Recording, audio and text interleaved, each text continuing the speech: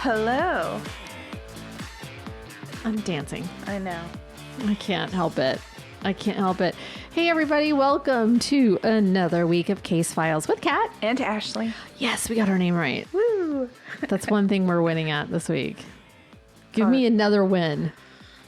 My 40 under 40 things next week. Yeah. And then I'm out of town for 2 weeks. That's awesome. I can't wait. That's so fun. That's so great. It'll be Audi 5000. Audi. Or whatever the saying is. I'm too Oh my old. God. That is the saying. That was a long time ago. I'm kind of old, so, I'll be out. That was like 1993 too, maybe. That's so funny. That's so funny. I will have a story next week, but then I'll be gone. So I was here. What is going on? There's a cat here. Oh. So I was here writing the story, and I had the microphone kind of turned over here to get it out of the way. And Socks jumps up, and he's just like, like he was straight up just like trying to eat, and then because it's so squishy, like his little teeth got stuck in the thing, and he's all like it was just. I wish you all could see. I do wish you could see these reenactments.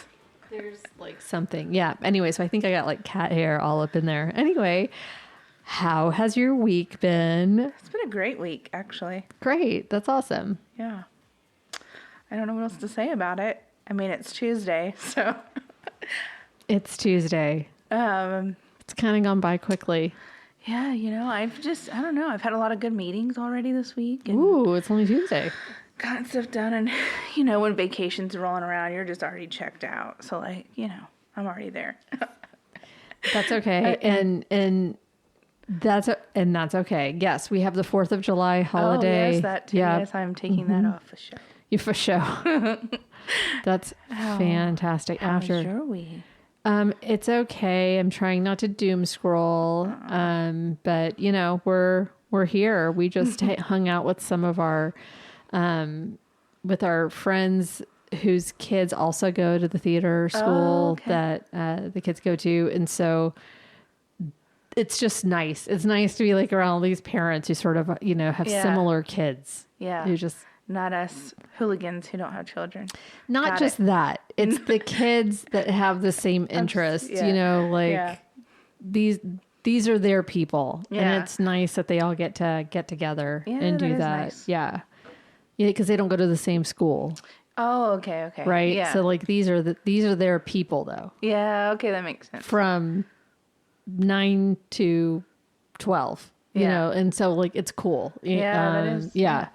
So I was admiring that earlier, like when we were at dinner. I was admiring that, like the parents are all cool and the kids are all cool, So I was admiring that. Kind of sounds like a cult, but what do I know? Speaking of, welcome to part 2 of the Synanon cult. My little deep dive. Hopefully, if you've have not listened to part 1, listen to part 1. I'm going to finish it all tonight. I will 100% be rushing through some parts that are interesting, but I really kind of just had to get through the story. I could have just gone on tangents, and it's already going to be a long episode, so strap in. But if you're interested, way more information can be found on The Sunshine Place, the podcast I listen to. I listen to on Apple Podcasts, but I think it's everywhere. And that's the one that is executive produced by Robert Downey Jr., who doesn't love Iron Man.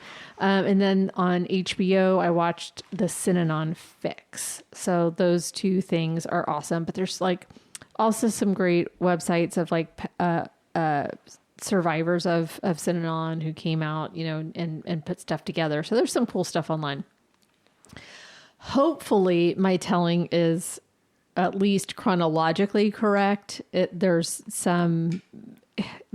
sometimes the dates get a little wonky. And so I'm like, oh, that kind of looked like that was in 1969, but I don't know if it was 73. And so anyway, so hopefully and you can follow along. This is what my hope tonight is. So just to recap, Synanon, part 1, Chuck Diedrich after an experiment that we talked about with LSD in the 50s, decided he could help other alcoholics get sober. So he was actually part of the experiment of looking at what LSD's effects would be on people who were alcoholics. So it was like a controlled thing. Sure. I'm sure he had fun, but but it was it was like in a lab. Yeah. It wasn't like, out in the wilderness or whatever. So in 1958, Synanon was born in a little storefront by Chuck's apartment. Then he moved Synanon to the old Armory building on the beach in Santa Monica. And then in 1967, moved to a huge, massive new headquarters called Club Casa del Mar in Santa Monica, where they hosted parties for the public on Saturday nights, and they became incredibly popular. Now, during all this time, you kind of talked about this, and I just didn't want to get into it. Like the city of Santa Monica, they were not happy that they were there. They were like, oh my God, this is a multiracial place. They have drug addicts. They just thought, they're heroin addicts. They're bad people, but they were sober, trying to get other people sober. And so there's just like the city council got involved. So that's why like the moves happened, but I didn't really get into that. Anyway. Okay, got it. So they became really popular. I mean, there was a movie made, so 1965, Synanon was a movie. Eartha Kitt played Betty Dietrich. And that was a popular movie. There were documentaries that were made. Chuck was being interviewed on TV all over the place. He was starting to be seen as someone who had found the answer to freeing people from the binds of heroin addiction. Like they really thought that he was performing a miracle because there weren't any options back then. Now, because at this time in history, there were only 2 rehabilitation programs in the U.S. that actually handled heroin addiction. In the whole U.S.? In the whole U.S. Otherwise, it was psychiatric institutions, prisons, it was like they would get you sober, but then that's it. There was nothing after. So it's, psychiatric facility, sort of, just let's get you help. Afterwards, not really. So Synanon had created this way of life. It was a social experiment. It was let's put these drug addicts to work by being the drug counselors.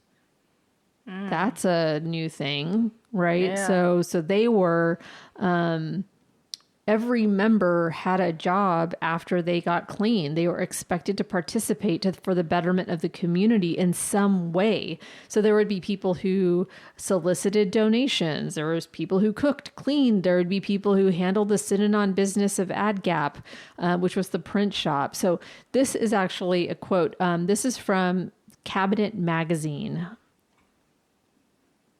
So by 1972, there were 1,700 live-in residents who were either paying monthly dues or working for almost nothing. Dietrich was receiving bequests. A wealthy woman resident donated $1 million to the cause. Another member gave Synanon control of his mortgage company. Added to this was Synanon's hugely profitable business manufacturing corporate merchandising gimmicks, ballpoint pens, wallets, t-shirts. It was the second largest such firm in the United States. Founded to get people off junk, Synanon was now creating it. Oh, damn. Those of us who get swag at shit all the time, like we know. Goes in my trunk. Children started to be allowed to move in, as you remember, that's sort of where we ended it. And they participated in its daily life at Synanon, helping people get sober, puke buckets, all of that. But there wasn't something super structured for them. That did change because over time, Chuck's vision of Synanon evolved, and he began to envision the group's potential to promote social progress. They really saw, they really saw themselves as, he was married to a black woman. That was in 1963. This was very, very different. There were other multiracial couples there as well. So Synanon moved to create schooling for members, and Chuck wanted members to mentally change in order to improve society outside. So he was trying to sell this idea that they're learning skills to make them active citizens in the community. Okay. Like they were once on the street and now they can do X, Y, and Z because they've been a part of this community, helping build it and all that kind of stuff. The school for the children ended up being headed by Al Bauman, who believed in an innovative philosophy that aimed to teach children in the same manner to think differently. The school itself attracted lawyers, screenwriters, business executives, all wanting to educate their children in a progressive environment. Still, like, sign me up, all these things, right? Yeah. Right. And as Synanon grew in popularity, if you remember, there were more and more lifestylers, the non-addicts, who were wanting to move in. They wanted to be a part of the social experiment, and they would bring skill sets that the addicts weren't bringing into the fold, right? So they were accounting, they were legal. They had a great legal team. They had lawyers from Harvard. They had money. I mean, all the bequests that were coming in, and they were willing to share all their money. Some sold houses, gave proceeds. Some gave their whole paychecks. They also participated in the game. And so that, if you remember, the game was the loud, vulgar airing of grievances. Remember? In 1968, Synanon revised its previous 2-year program. They had a 2-year, when they first started, it was a 2-year rehabilitation program. And they changed it to be a lifetime of rehabilitation under the premise that addicts would never truly be able to be recovered enough to be functional members of society. Womp, womp. What a lot of hope that gives. I know, right? It's You got to stay here. Why not just be an addict if You got to stay here. Yeah. But isn't this better than being on the street? Cleaning toilets, you're like, fuck this. Of 1,700 other people, I don't know. Right, exactly. In response to taxation issues, Synanon rebranded itself as a religious organization known as the Church of Synanon.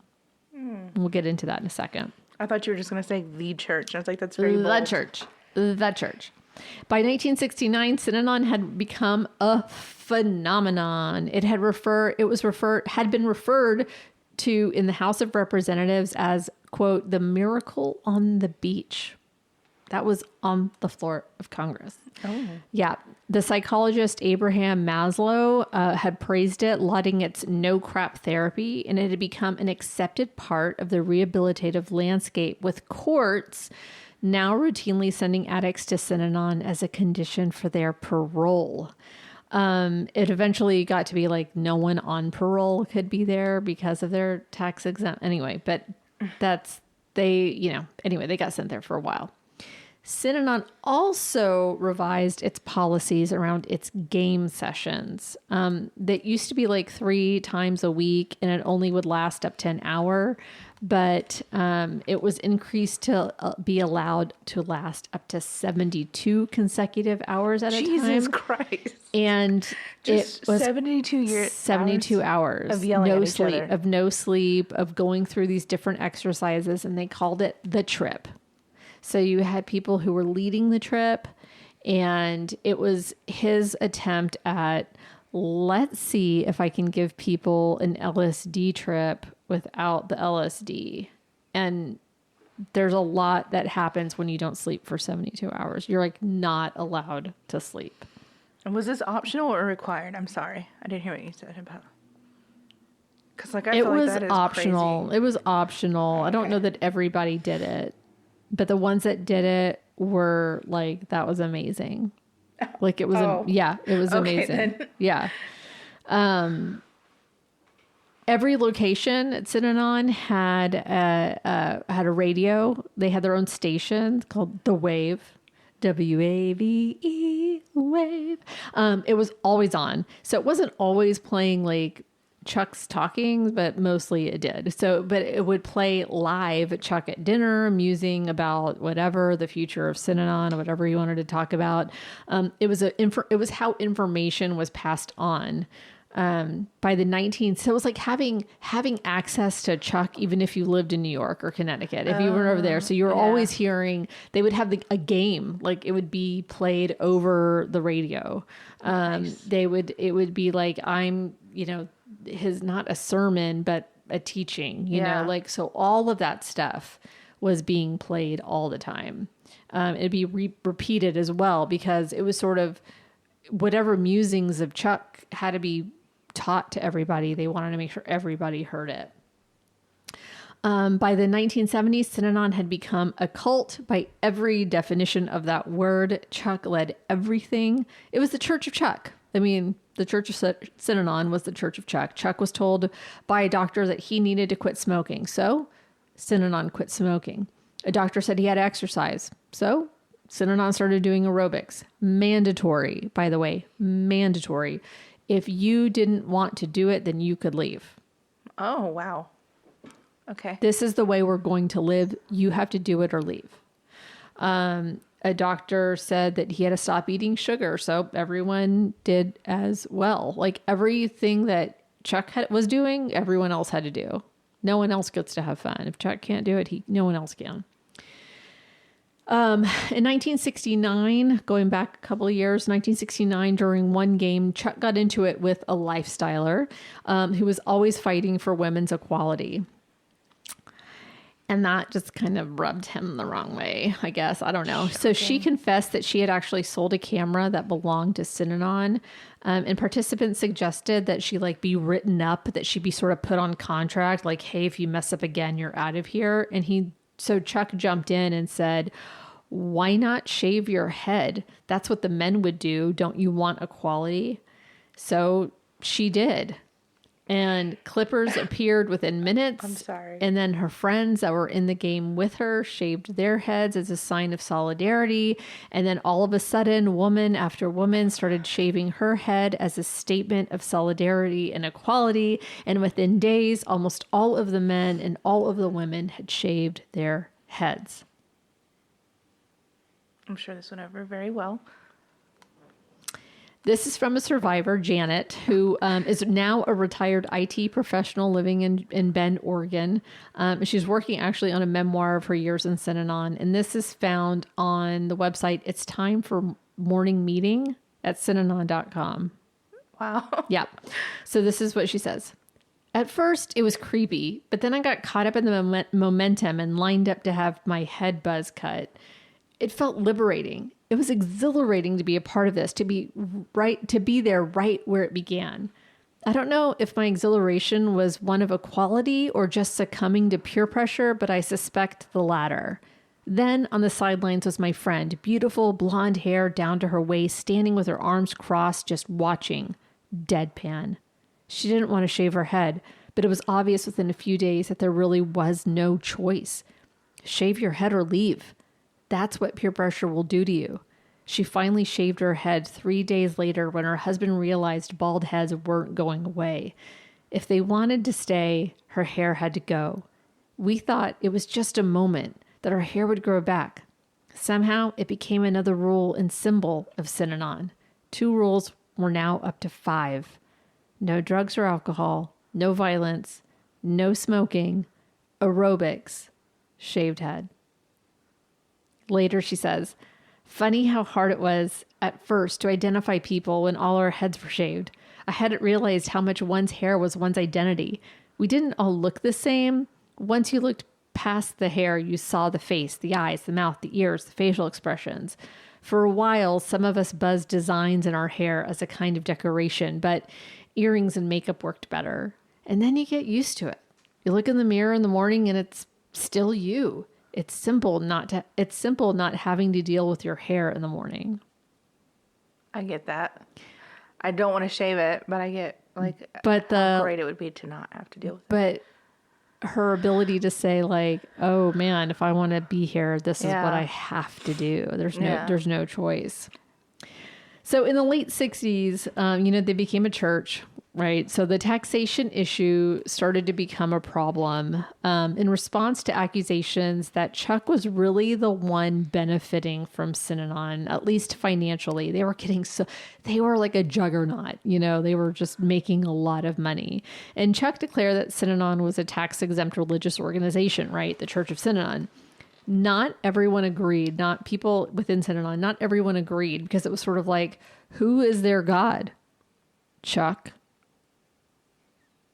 Were they praying to Chuck? Right? Is that their deity?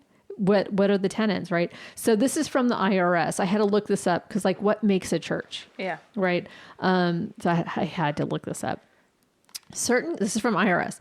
Certain characteristics are generally attributed to churches. These attributes of a church have been developed by the IRS and by court decisions.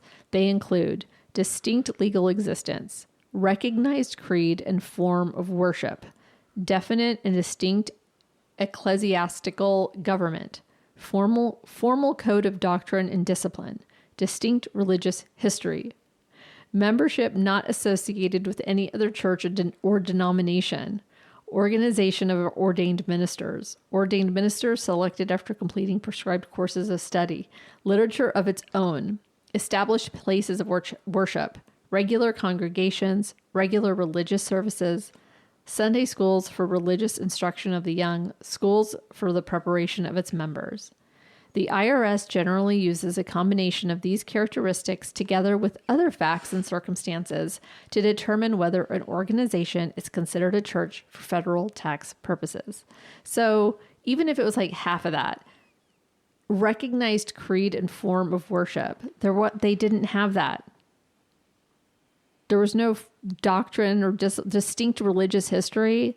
They didn't have that. They were just like, yeah, let's be a church. There was nothing, right? Anyway, so I'll come back to legal issues a little later on. So in 1971, First Lady of Synanon, Betty Diedrich, organized a wedding of 75 couples. 75. To give Synanon a semblance of normalcy and calm. This is sort of what Betty brought to the table. They were a community of really high functioning members of society. There were some very, especially the lifestylers, they were coming in, they were very high functioning people. There's no reason to fear them. And so look, we're married. We're a bunch of people who are married, who are living these normal lives. It's not just sex crazed cult, So having 75 weddings in one day was supposed to symbolize calmness? I'm just normalcy and calmness by having 75 weddings in a day. Okay.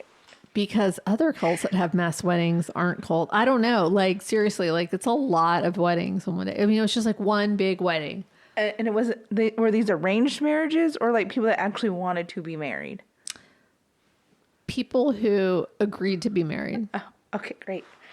Totally normal. They probably wanted to they were probably dating. Yeah. And they're like, well, hey, you're dating. Why don't you get married? And, they were young. I don't know that they would have gotten married. Yeah. But I don't know all of their stories. I was just curious. That's all. Sorry. Continue. Well, that's a good question about whatever. It's not. She was trying to bring some niceness. Anyway, she was probably kept Chuck from doing crazier things while she was around, But sometime in the mid-70s, she was diagnosed with lung cancer. And knowing just how much her husband relied on her, for support, they were always together. And she kind of cleaned up his messes. He would and then she would kind of come up behind and be like, listen, Chuck didn't mean that. Or, why don't we do this way? That kind of thing. She tried her level best to prepare him for her inevitable passing because it was coming. In the summer of 1973, something happened that would really change Synanon forever. Like this is this is just kind of the beginning of the end. So Chuck was in a game, and there was one female member who just was.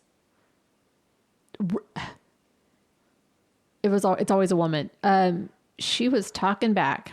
She was being a little bit too disrespectful in his eyes and was interrupting him or wasn't listening enough or wasn't like just whatever she was doing. It infuriated him. So he got up, walked over to her and poured a can of root beer over her head. Now, this seems silly and it seems harmless, but it wasn't because it was seen by members in the moment as a violent act towards a member. Because no matter the other changes that were happening, the shaved head, whatever, the rules of the game were always sacrosanct, right? There's no drugs. Yeah. There's no violence. Yeah.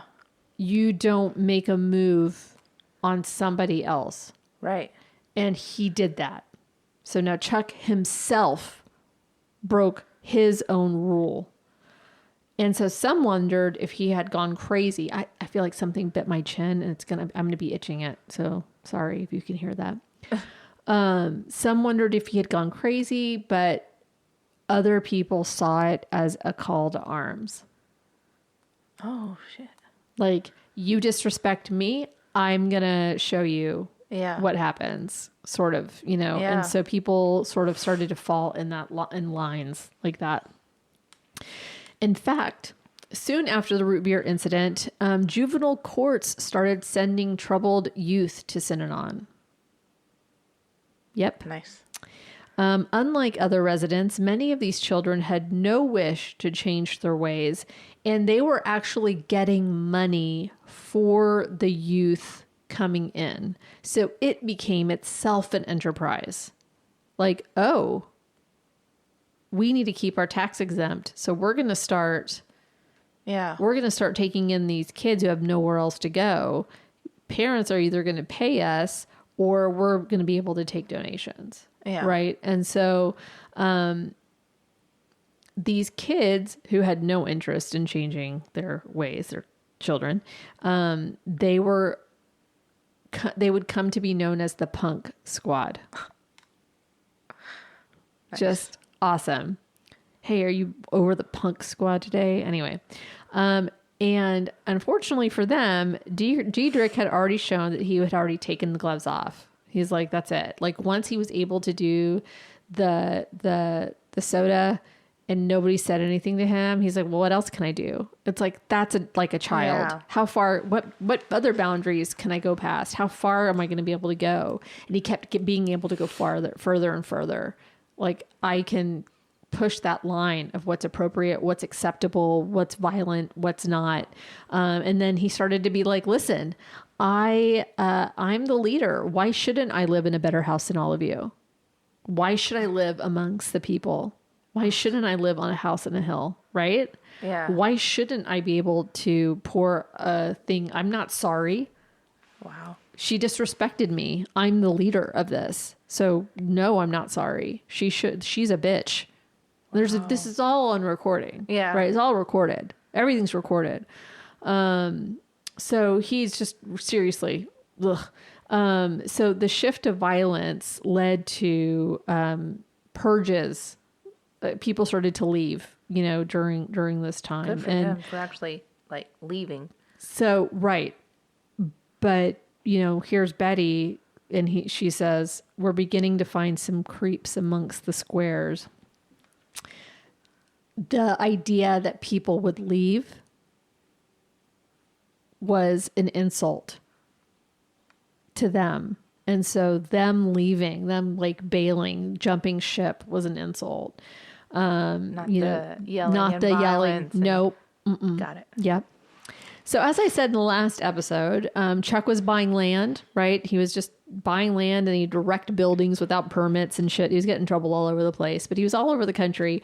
One in particular was in the Tamales Bay area of West Marin County in California. The site eventually grew into a 3,300 acre complex. Wow. Damn, son. Right. Chuck and Betty moved here, and so this became sort of like home for Synanon. So wherever Chuck was, that's where you wanted to be. And if he asked you to come along and he was like, hey, I want you in Tamales Bay with me, that's like a super high honor. And then if you went back to the Santa Monica location, it was like the president was showing up, or the king, and they'd have to clean, and there was this whole welcoming party. It was like a big deal. Yeah. You know, it was just, it's nuts. He just started to become a deity within Synanon, and he was no longer one of them. He was way above, and if people messed up, they would bow in front of him and beg for forgiveness, like he was a god. It was very disheartening, and it was very disturbing for Betty to see that, because she just wanted her husband. He was a man, but she was watching this sort of like. The power was getting to him, and she saw that. Yeah. She definitely saw that. So at its height, half of Synanon's worldwide membership lived in Marin County. So they lived at Tamales Bay. So it was very, very big there. So in the docuseries, The Synanon Fix on HBO, adult survivors of Synanon explained how they were taken from their parents unwillingly, and sent to the Synanon school. And so that's sort of like that kidnapping, the beginning of those kidnappings, you know, like it's sort of that was a very much the beginning of it. The rationale was that it was better for the children, per Chuck, to have many moms and many dads and grandparents and aunts and uncles. Like the community was raising them. Not their actual parents. Not their actual parents. Okay. The actual parents got in the way. Oh. Now, he didn't have great parental figures. He was not a good parent. So why try to let other people parent? I couldn't do it well. I didn't have a good parent. You know, like, why should anybody else have good parents? And so at newborns at 7 months were sent away to live in the like Synanon school. Like all the children lived separately from the adults. Wow. And they were raised by people called demonstrators. Oh my God.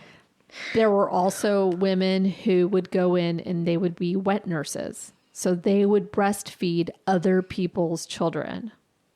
This is so bizarre. You really had me with part 1, and now part 2, you're just like, I'm out. It's like blowing up within itself, right? Yeah. Right. I'll come back to it. So newborns being breastfed by other parents, but then the new kids who were coming in when you know, the addicts would bring in their kids, and all of a sudden they're like, wait, I haven't seen you in forever, and now you're taking me away again. You know, they'd come in as 8 years old, and then their heads would be shaved. They're, you know, like there's so much trauma being in a game. You know, this is not the life outside of here. So why are we doing this here? There's so much, you know, you'd only get to see your parent, your mom or your dad, like once or twice, maybe 3 times a week. And you couldn't call them mom. You'd have Teresa, you know, you couldn't ask about them. You couldn't want them. It was really looked down upon. And so there's just, you'd be chastised as a child for asking for your parent. And like, if you didn't grow up there, you didn't know not to ask for your parent. And so it was just, that I just can't imagine that trauma. So this is from an SF Gate article called How a Bay Area Family Rescued the Children of Synanon by Katie Dowd. By 1971, it had been decided that the kids should go into school at 7 months so that they won't attach to their parents, J.D. Diedrich Montgomery, daughter of Chuck Diedrich, said on the show. 1 minute, you're a happy-go-lucky kid, recounted Josh Silvers, who grew up in Synanon. And then You're in the military. Now, adult survivors of Synanon's schools told the Synanon Fix that beatings, verbal abuse, and intense physical labor were commonplace. Because of Synanon's positive reputation with the public, some juvenile court judges sent more children to the group for rehabilitation. That's in quotes. It's been cited as the beginning of the troubled teen centers, a multi-billion-dollar industry rife with abuse. For some, the trauma irreparably changed them. Former member Norm Johnson watched as his nephew became a shell of himself. He was so brutalized that by the time he left, he could not fit into society, Johnson told the show.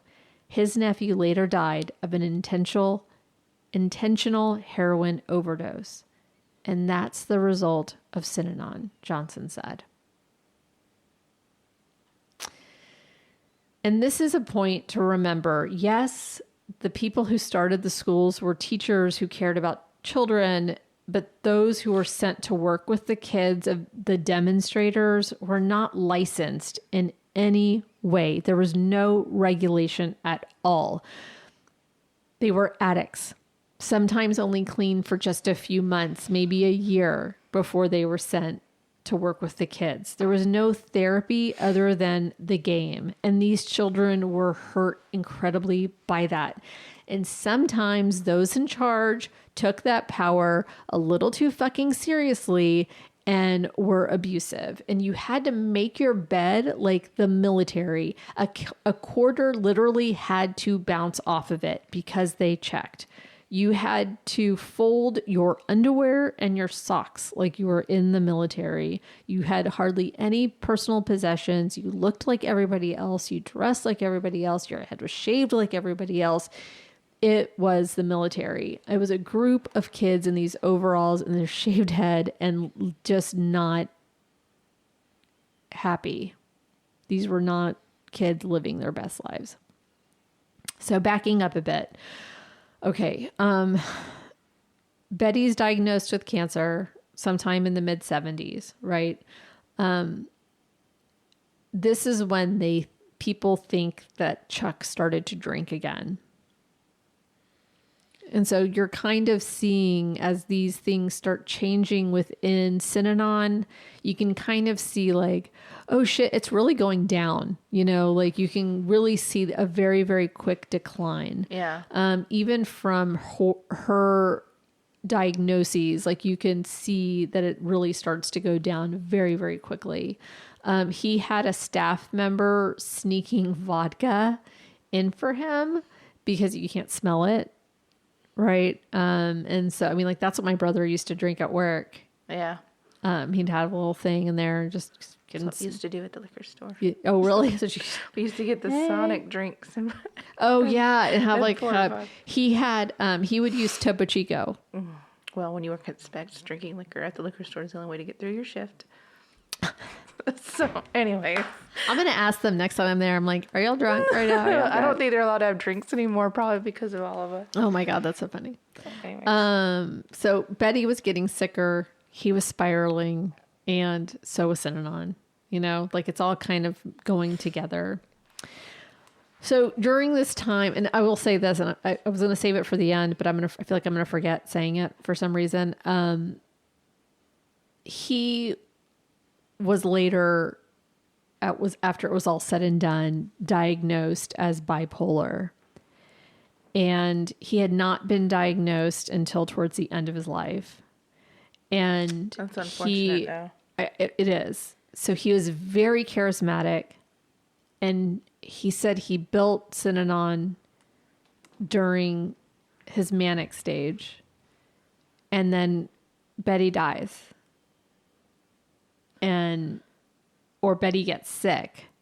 And he starts in his depressive stage. And that's when he starts to want to blow it all up. So they were following a madman at that point, right? So during this time, authoritarian tendencies evident, right? He started to get really paranoid as well. As Synanon gained media support and financial donations, they were getting to expand more and more. Chuck also began to plan attacks on those he perceived as enemies. He had this new little army of people, and there were people who were raising flags of what was going on, especially due to the treatment of the children that were coming to Synanon to be housed and treated well, but they ended up being treated like an army, and it was awful. So this is also from the article by Katie Dowd I read earlier. As physical violence escalated in Tomales Bay, children began escaping. When they climbed over the hill, the first ranch they hit belonged to Alvin and Doris Gambonini. The Gamboninis were born and raised in the area, and they were well known and well loved in the community, often hosting dances in their barn. At first, the family had a cordial relationship with their Synanon neighbors, but soon things turned frosty. Oh. When children reached the Gambonini farm, the family provided them with food, a phone call to loved ones, and money to buy bus tickets home. This infuriated the Synanon leadership. Things came to a head on June 9th, 1975. The Gamboninis and their children Robert and Alvina were returning to the ranch when they were met by a mob of Synanon members on Marshall Petaluma Road.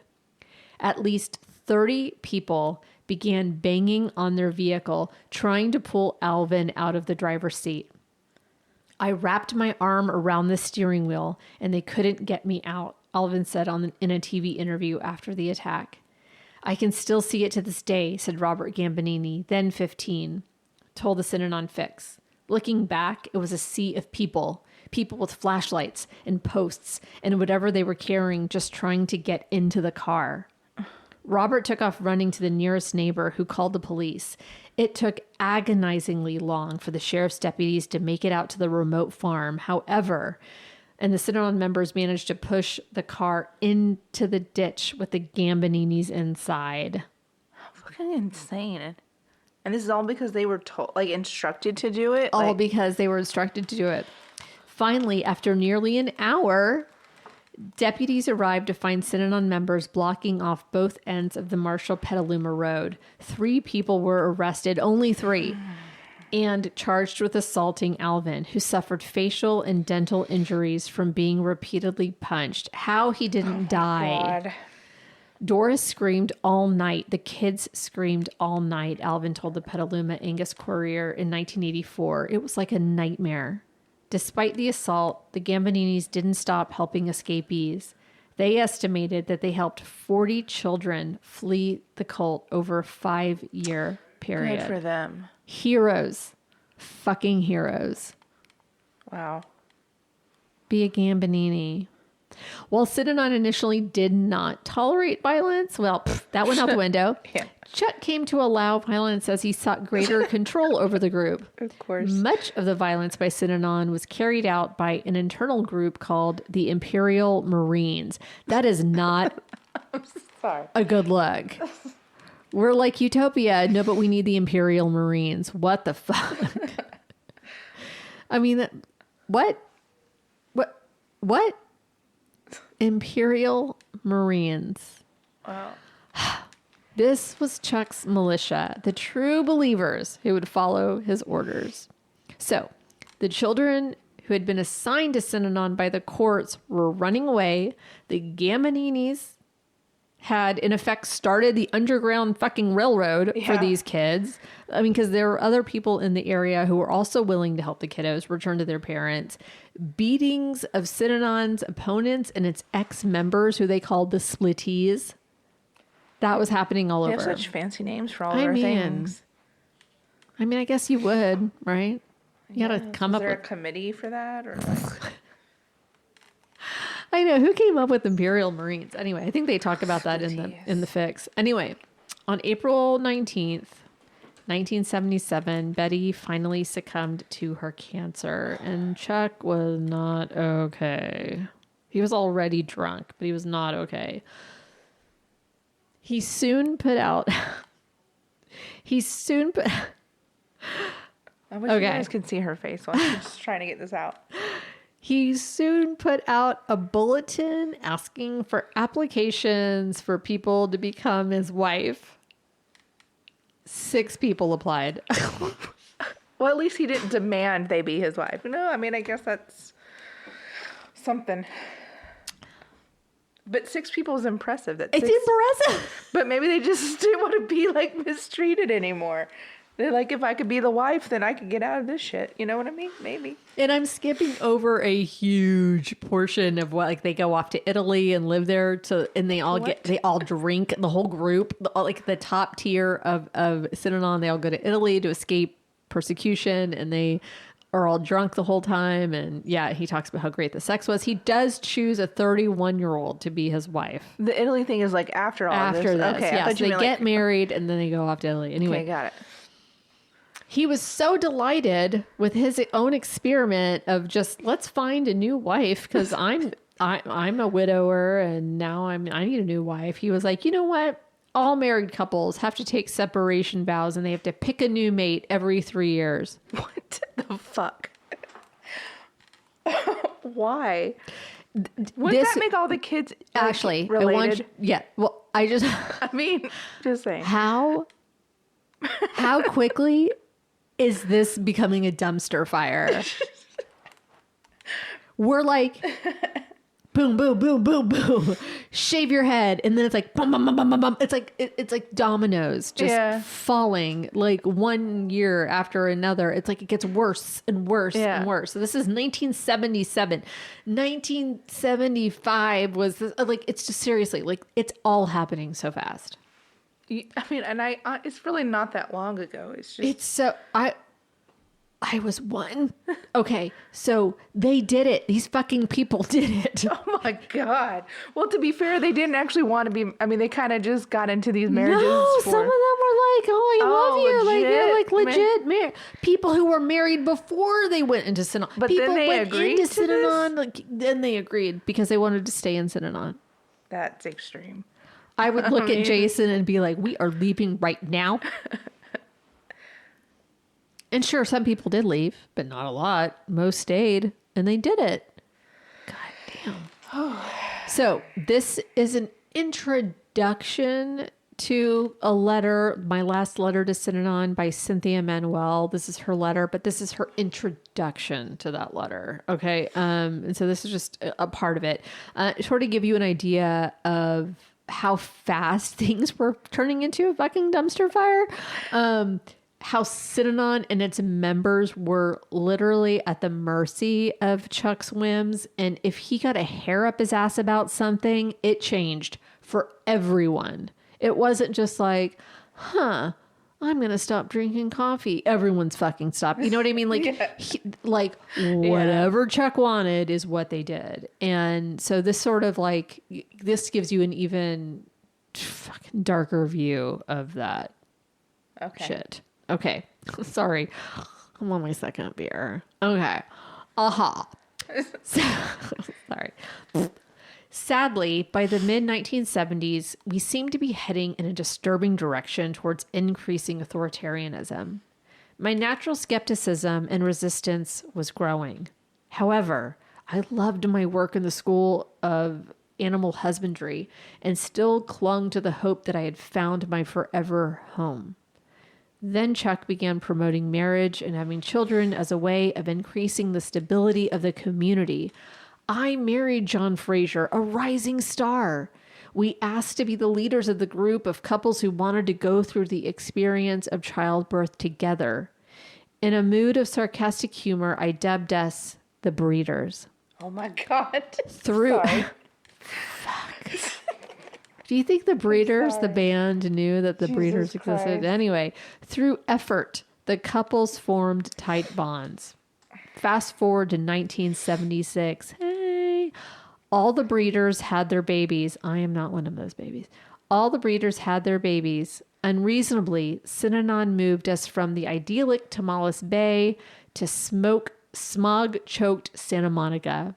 Then 4 of us were in an unfair jackpot on a neglect of property charge. Elle and I were new, sleep-deprived mothers with no time to examine Bayview for needed repairs.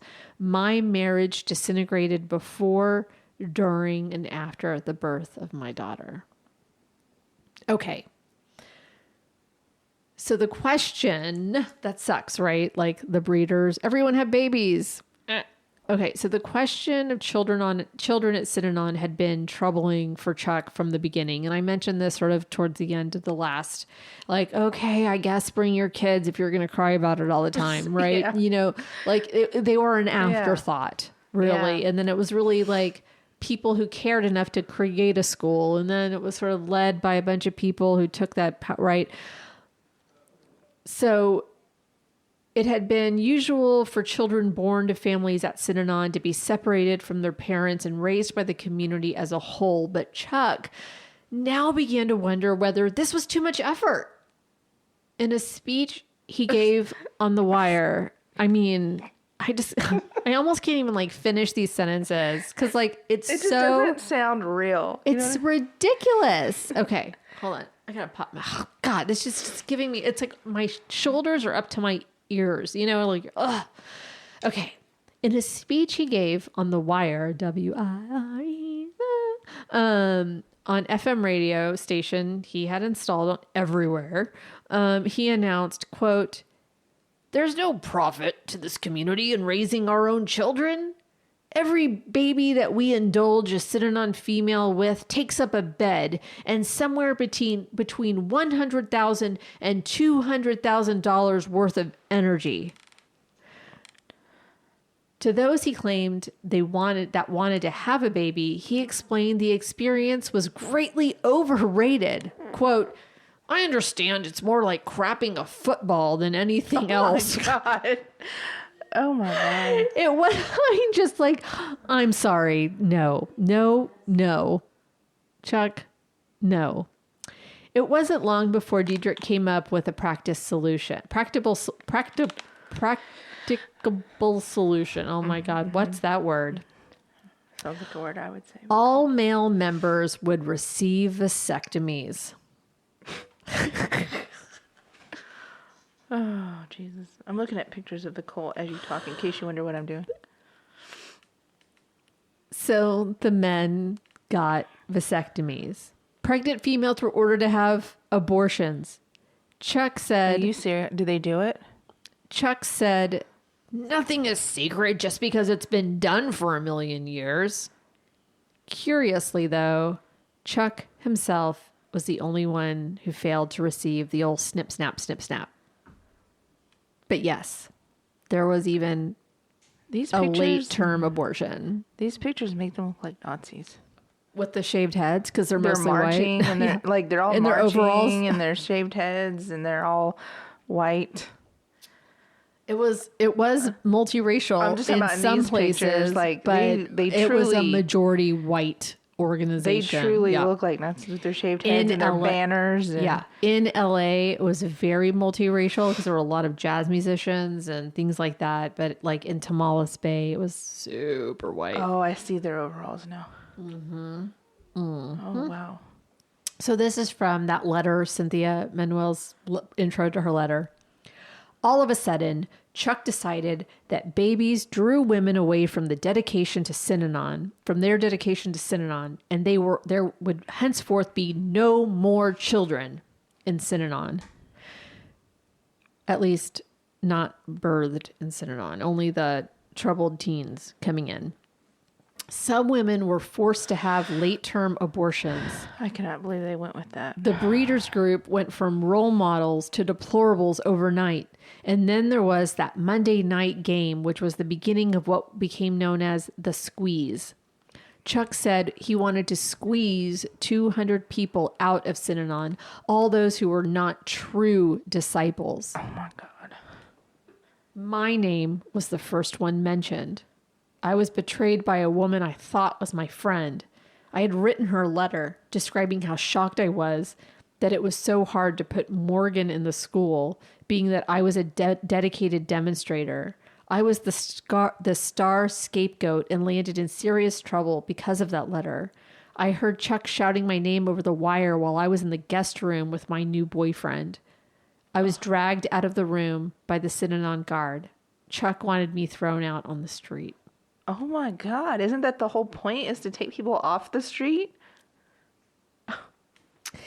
In mid-1978, NBC Nightly News aired a segment on the controversies surrounding Synanon because they were mounting, girlfriend, let me tell you.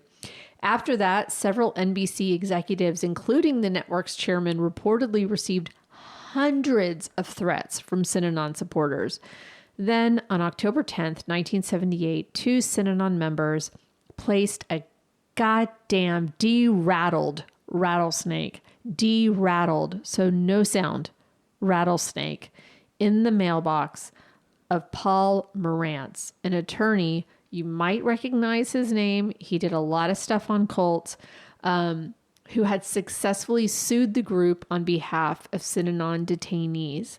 The snake bit Morantz, landing him in the hospital for 6 days. He had been receiving threats. He had gone to the police. He had been telling everybody. He told his neighbors, hey, Synanon is following me. They're threatening me. So he got bit. And so like, it was a really interesting, like they showed the inside of his house in LA, and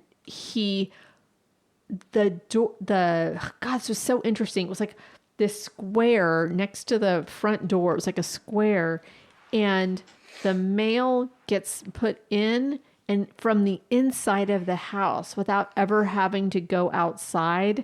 The box opens and you get your mail. Oh, I've seen mailboxes That like is those. so cool. Yeah, I've seen those.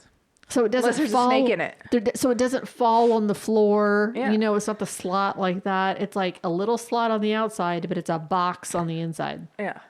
Fucking cool. I don't know why we don't do that anymore. Anyway, so the rattlesnake without the rattle was in there. And so he opens it and it bites him and he runs out and he says, tell them Synanon did it. Like he's like yelling, call the cops, tell them Synanon did this. This is Synanon. And his neighbors all knew.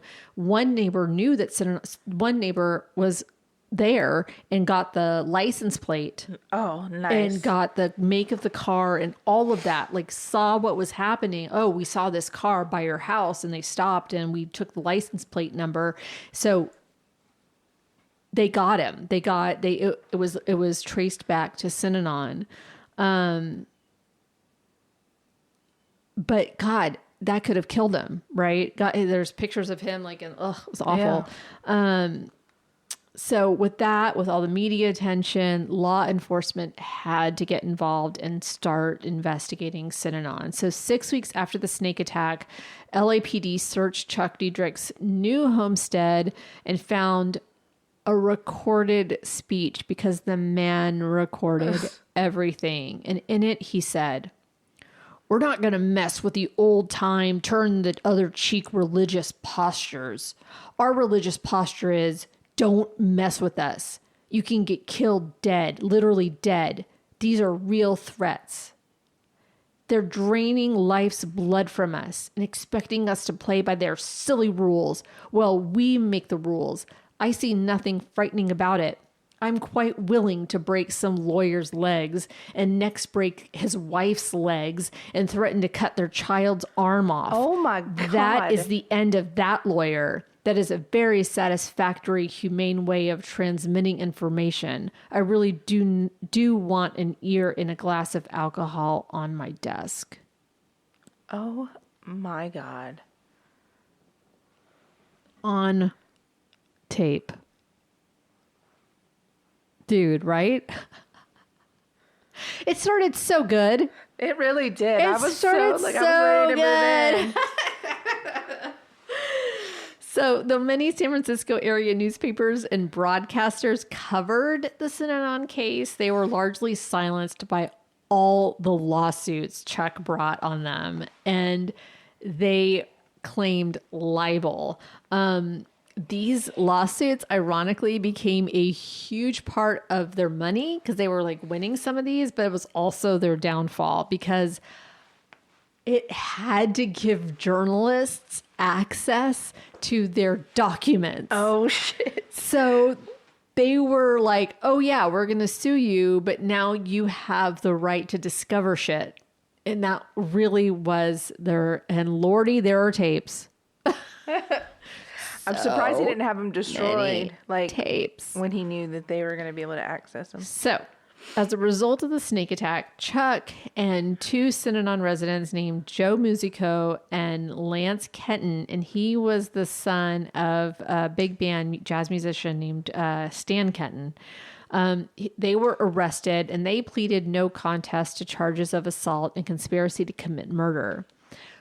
When they went to arrest Chuck, he was nowhere to be found. He eventually was tracked down to a Synanon property in Arizona when over 30 police officers burst into the house. They found 65-year-old Dietrich sitting by himself, drunk as fuck, an empty bottle of whiskey. He was so blackout drunk, he had to be wheeled out in a stretcher. Oh my God. And he was sent to a hospital because he was so sick. He was so sick. It wasn't, oh, I'm just having a couple of beers every night. He was drinking so much. Like, he was killing himself with alcohol at that point. Like, leaving Las Vegas. He was just drinking himself into a stupor like that. His health was failing. Nothing's a secret anymore. It was all like there's news of him getting wheeled out and shit. Like, he looked bad. Joe Musico and Lance Kenton were sentenced to a year in prison. Chuck, however, only received probation. Naturally. He was the one that he was like, I didn't tell them to do. Oh, God. Anyway, his doctors claimed that he had very poor health and would most likely die in prison. So he received probation. As a condition of probation, though, he was disallowed from taking part in managing Synanon. But he wasn't made to not live there anymore, and his daughter was the one in charge now. And do you think he really didn't have a hand in anything after that? Yeah, no. What a weird punishment, knowing that wasn't going to last. Right. Or like that really wouldn't happen. You're still involved. You still live there, and your daughter is seriously. Anyway. And then on 28th of February, 1997, at the age of 83, after a series of strokes, Chuck died. The cause of death was cardiorespiratory failure. Now, Synanon was still kind of going, but not really. Without its leader and with its reputation ruined, Synanon struggled to survive. Then the IRS revoked their tax-exempt status, hit them with a $17 million bill for their back taxes because of all the shit they got when they weren't really supposed to have gotten tax-exempt status. Can they do that with Scientology?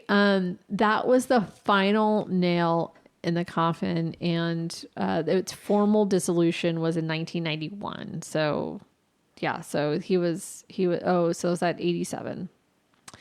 And to sum all of this up, this is from a 2007 Mother Jones article called "The Cult That Spawned the Tough Love Teen Industry." So this is from a 2007. Wow. So before we were really even thinking about this or talking about this, right?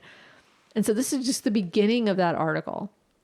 The idea that punishment can be therapeutic is not unique to the Rottenberg Center. In fact, this notion is widespread among the hundreds of emotional growth boarding schools, wilderness camps, and tough love anti-drug programs that make up a billion-dollar teen residential treatment industry. This harsh approach to helping troubled teens has a long and disturbing history. No fewer than 50 programs, though not the Rottenberg Center, can trace their treatment philosophy, directly or indirectly, to an anti-drug cult called Synanon. Founded in 1958, Synanon sold itself as a cure for hardcore heroin addicts who could help each other by breaking new initiates with isolation, humiliation, hard labor, and sleep deprivation. Today, troubled teen programs use Synanon-like tactics, advertising themselves to parents as solutions for everything from poor study habits to substance misuse. However, there is little evidence that harsh behavior modification techniques can solve these problems. Studies found that Synanon's encounter groups could produce lasting psychological harm, and that only 10 to 15% of the addicts who participated in them recovered.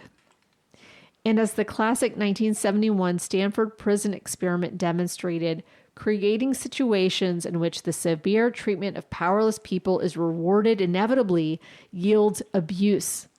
This is especially true when punishment is viewed as a healing process.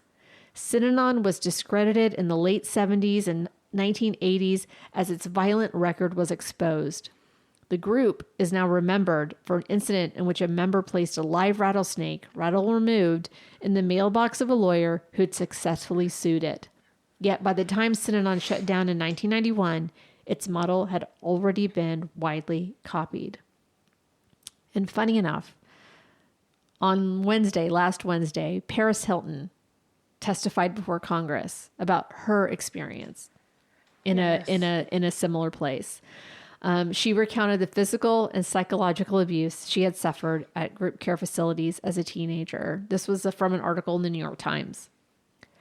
Miss Hilton, who was sent to a series of youth residential treatment facilities starting at age 16, calmly testified to being violently restrained, stripped naked, and thrown into solitary confinement during her stays. Quote, "These programs promised healing, growth, and support, but instead did not allow me to speak, move freely, or even look out a window for 2 years," she said. "I was force-fed medications and sexually abused by the staff." She speaks out a lot about, I mean, you can say whatever you want to say about her, but she does a lot of amazing work trying to get these things shut down because of her experiences. It's horrifying to hear survivors talk about their experiences. She was sent there because of her ADHD. Yeah, wow. Her ADHD. What? Wow. Yeah. It's awful.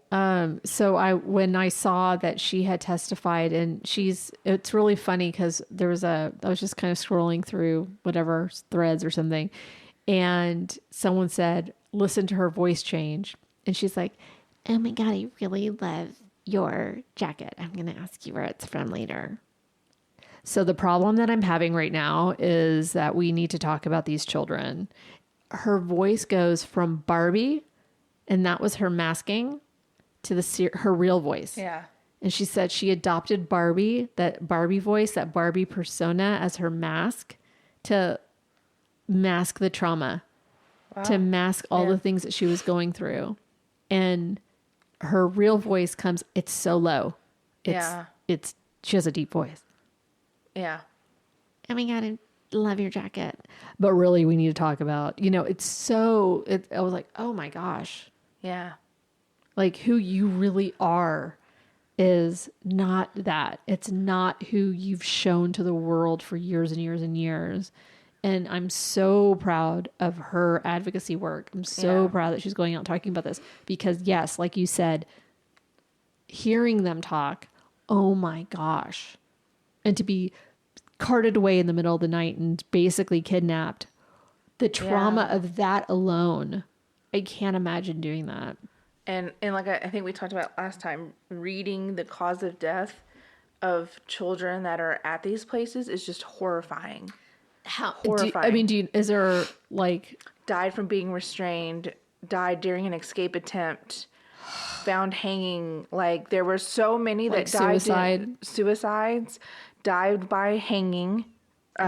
Suicides, died during an escape attempt, died during that rebirth process. You know what I'm talking about? Like, where they put you in like the blanket and you're like being born again or whatever. I forget what the actual process is called. So like drowning. Are they drowning? They're not drowning. Or just restricted? They're like very air restricted? Oh my gosh. So many die from being restrained. So many unknown causes. So many just horrific. I'll try to find that video again and post it from one of the survivors. That there's like pages and pages. And the sad thing is they're all like 12 years old, 13, 14, 15. It's really sad. I cannot believe they still exist. They still exist.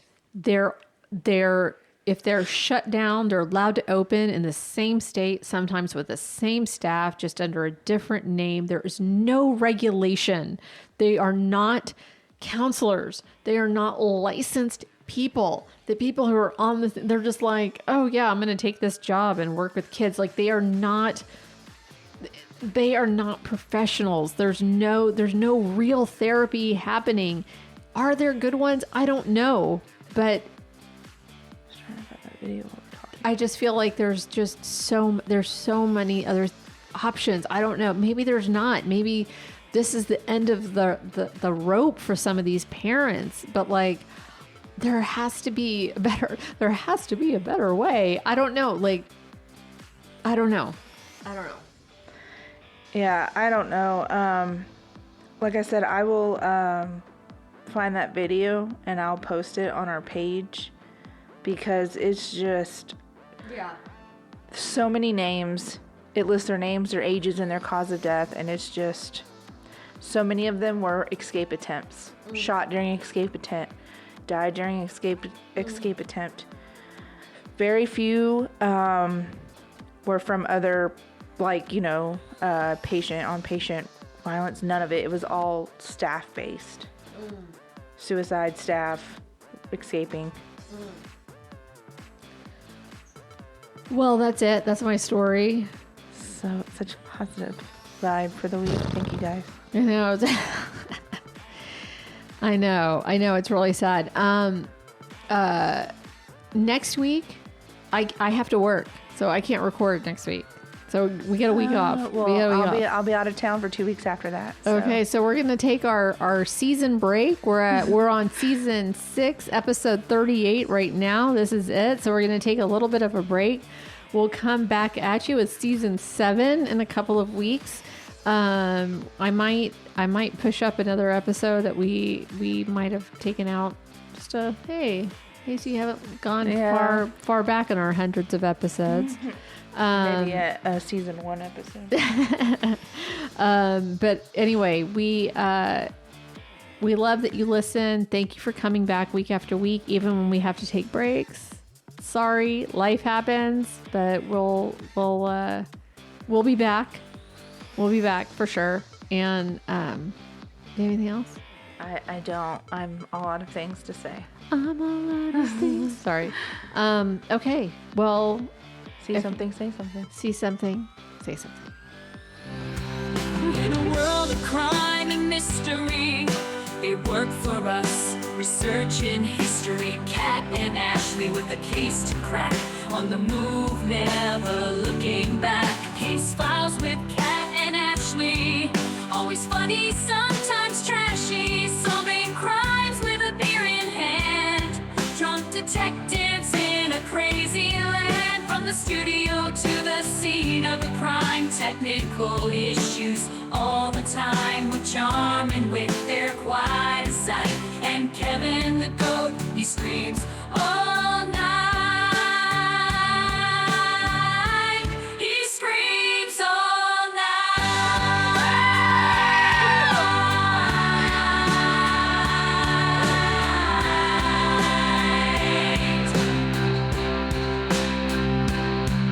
But behind the scene there's a hidden ace. The wizard works with skill and grace.